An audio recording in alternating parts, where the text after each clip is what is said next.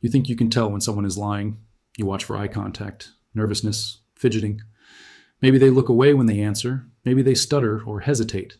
These are the tells you have been trained to look for your entire life. Movies, TV shows, that friend who swears they can always spot a liar. Here's the problem. Research shows untrained observers detect deception at 54% accuracy. That is barely better than flipping a coin. You might as well guess. But FBI behavioral analysts, they do not guess. They use a systematic methodology developed over decades of counterintelligence work. And it starts in the first 30 seconds of any interaction. Not with eye contact, not with nervousness, with something most people completely ignore.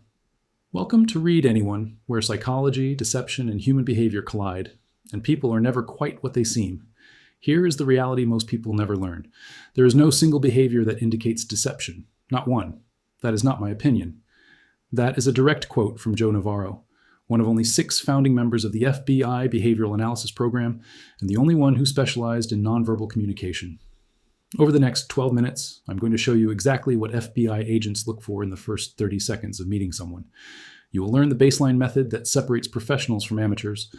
You will understand why everything you think you know about lie detection is probably wrong, and you will discover the cluster principle that can push detection accuracy from 54% to over 70%. But first, you need to understand why your instincts are failing you.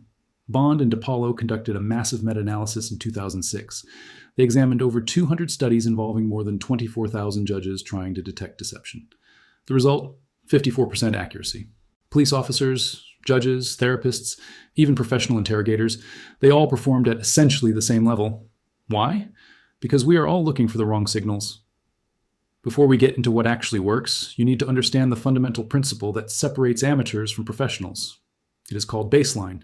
Joe Navarro spent 25 years as an FBI special agent. He conducted over 13,000 interviews.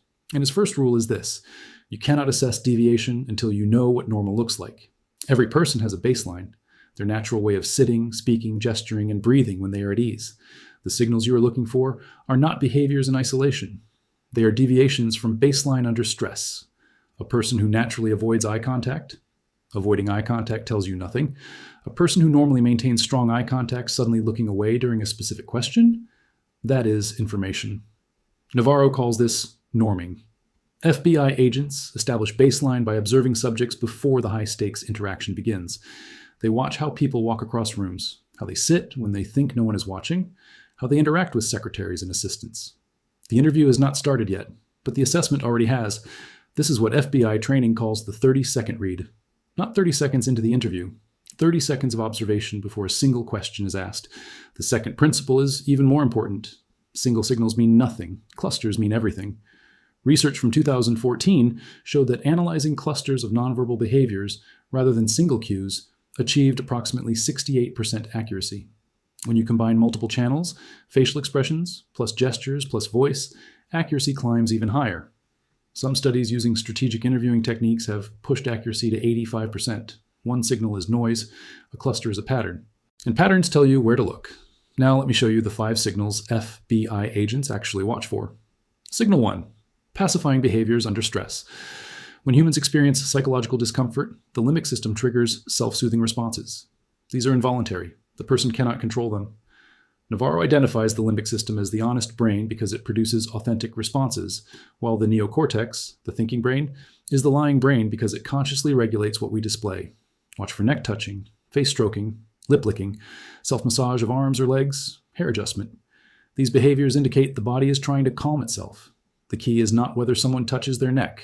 The key is whether neck touching increases from baseline when you ask certain questions. 1 neck touch means nothing. 3 neck touches, plus lip compression, plus voice pitch change during a specific topic. That is a cluster worth investigating. Signal 2. The freeze response. Most people think liars fidget more. Research shows the opposite is often true.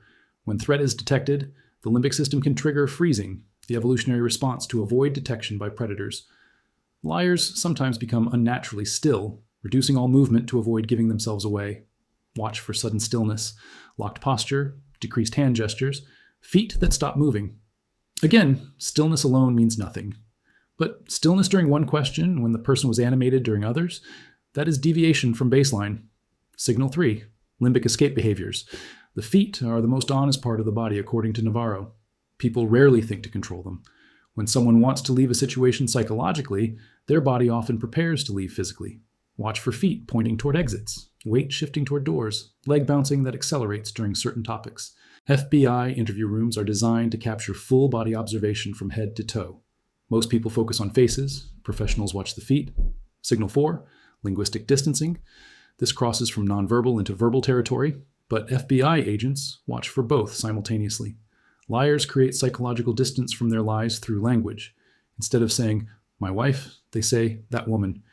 Instead of, "I did not steal it," they say, "I would never do something like that."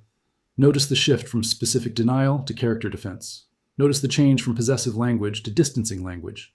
DePaulo's meta-analysis found that liars are less forthcoming, tell less compelling tales, and create more negative impressions overall. Their stories lack ordinary imperfections and unusual details that characterize genuine memory. Signal 5, response timing deviation.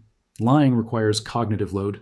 The brain must simultaneously suppress truth, construct plausible falsehood, appear credible, monitor listener reactions, and maintain consistency.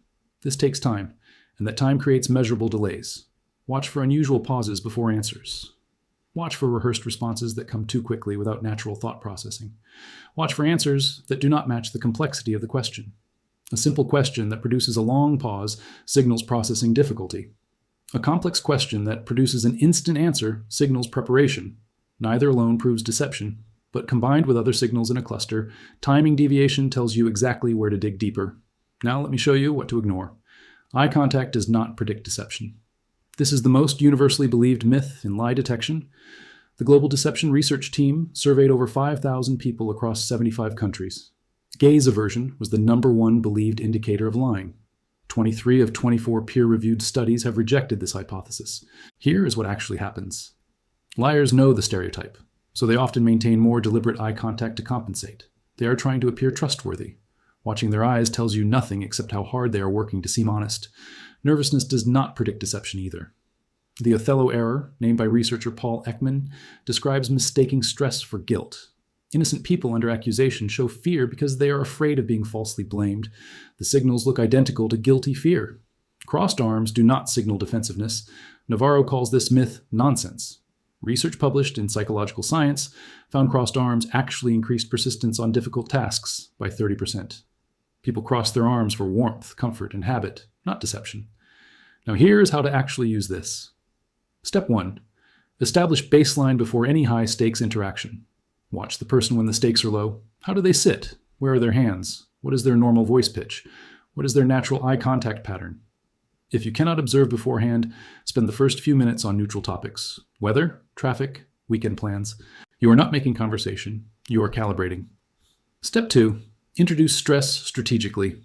When you move to topics that matter, note what changes. Do not evaluate whether someone seems nervous. Evaluate whether their behavior deviates from the baseline you established. A nervous person who stays consistently nervous tells you nothing. A calm person who suddenly becomes nervous on one specific question, that is where you focus. Step 3. Look for clusters, not single signals. One behavior means nothing, but pacifying behaviors plus linguistic distancing plus timing deviation on the same topic, that constellation tells you exactly which thread to pull. Step 4. Never conclude from behavior alone. Navarro himself says you cannot convict someone on body language. You can only use it to guide an investigation. Behavioral signals show you where to ask better questions, where to seek corroboration, where the story needs testing. Deception detection is probabilistic, not deterministic. You are looking for areas of inquiry, not verdicts. This happens in your life every day. Job interviews, negotiations, difficult conversations with partners, meetings where something feels off, but you cannot identify why. The signals are there. Most people never see them. Most people go through life reading assumptions. Not people. They see what they expect. They look for the tells that movies taught them. They miss what is actually being communicated because they are focused on myths instead of methodology. Now you know where to look. You know the baseline method. You understand the cluster principle. You have the 5 signals FBI behavioral analysts actually watch for, and the 3 myths you can safely ignore. If this sharpened how you see people, subscribe. Human behavior follows patterns. I will show you where to look.